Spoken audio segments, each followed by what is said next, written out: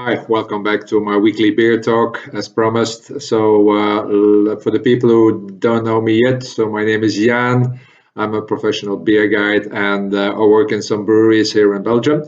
Last time I was talking about how we were tasting a beer. It's quite important to know that also about glasses and traditions of glasses here in Belgium. Today I will talk about beer styles and some fun facts worldwide about beers and the beer industry. But first we're going to pimp the video a little bit because beer talks are fun. Let's do this. And we need a little bit of this looks much better, isn't it? Beer styles. When we look worldwide, we have a big beer industry. Of course, I think it's worth about $700 billion that's moving around in the world about beers. And this is quite an amount. So beer styles that comes, of course, from craft breweries, and from that $700 billion amount of money moving around in the world, craft beers is just a small percentage of it. Craft beer resides at an intersection of art and science. Now, the art part, I can show you, for example, what I have in my home. Then you have an idea about art. Bottles, design, labels, glasses, and everything, but also in craft brewery, the art of science, of course. Now, when we look at in general at Europe, the second largest beer economy in the world. The number one is China, of course. Why is that? Because we have a lot of Chinese, that's for sure. When we talk about Europe, we look at Europe, we have about, I think more than 10,000 breweries representing about 50,000 different brands of beer, and that is quite an amount. Now, how does a beer style is created?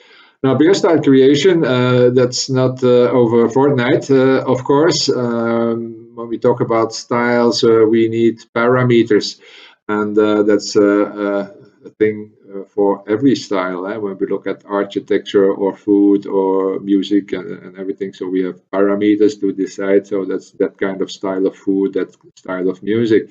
Now with beers, it's the same thing.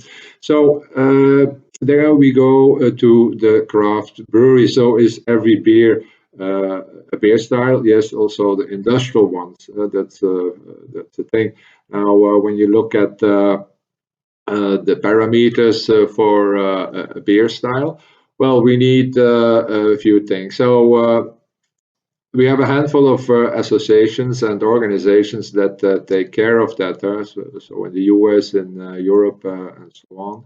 So what craft breweries are doing is using old world beers originated from creative beer countries like the UK, Germany, and Belgium, for example, and they're going to modify these old brew styles. Now, we need the origin and the final gravity, for example, for a beer. That's what these scientists are looking at.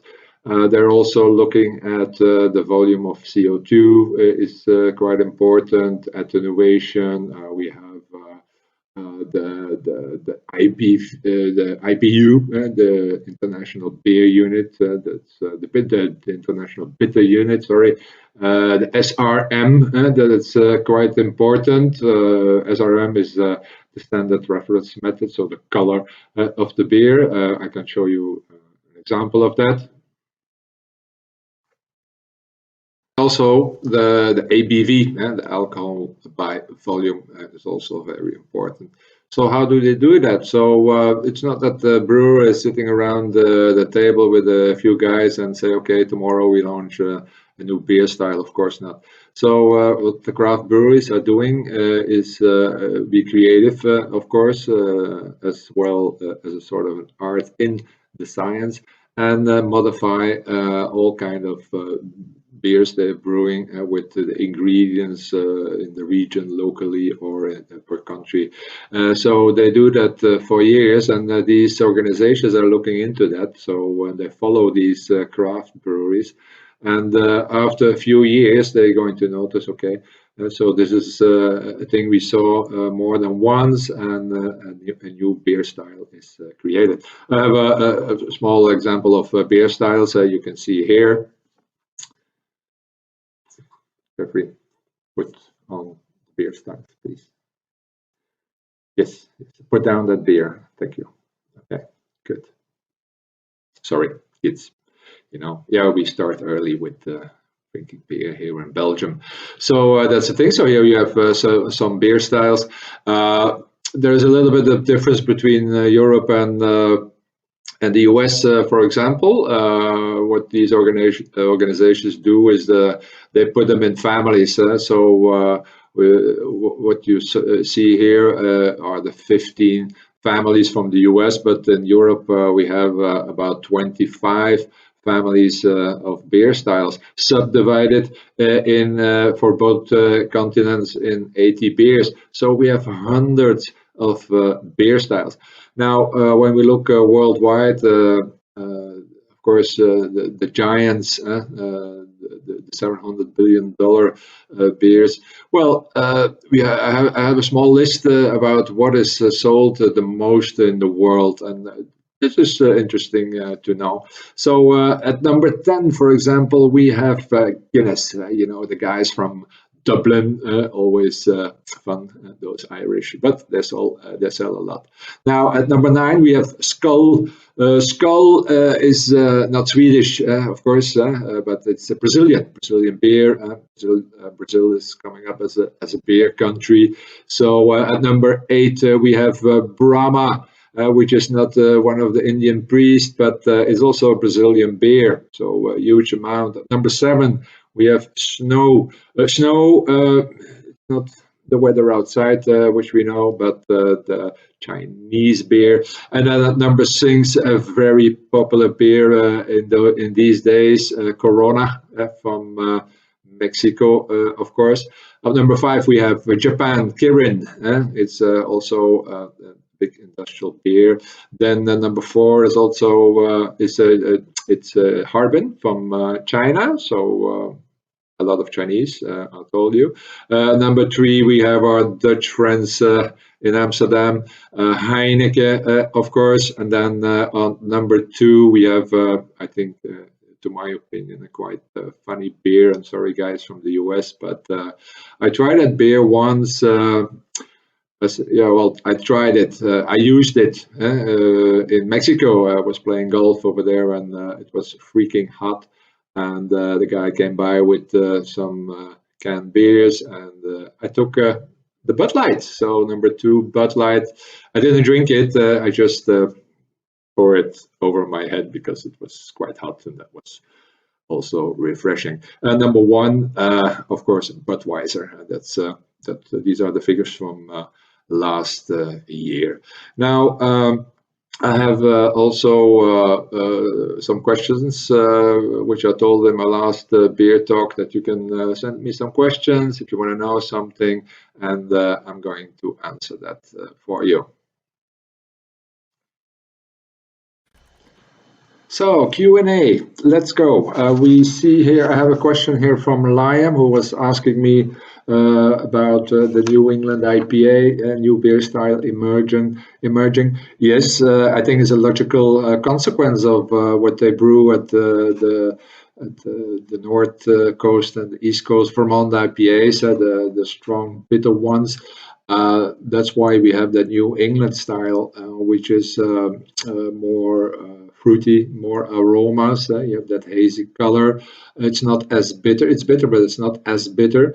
And not everybody likes the aggressive bitter beers. That's a typical American thing. I'm not a big fan, but New England, that's okay by me. have also quite a bit of beers here in Belgium, but it's not a big beer style we use here in Belgium. We have more different traditions, of course. So Matthew asked me, I think from the US.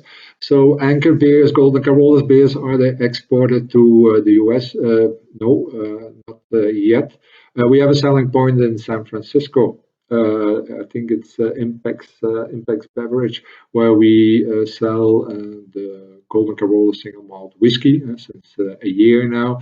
So working on the beers, it's not that easy because you have to change labels. There are different laws and so on, taxes and so on.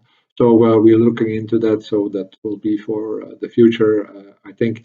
Ludo asked me, how do we taste a porter or a stout, dark beers? Well, it's the same as I explained in my first beer talk. How do we taste the beer?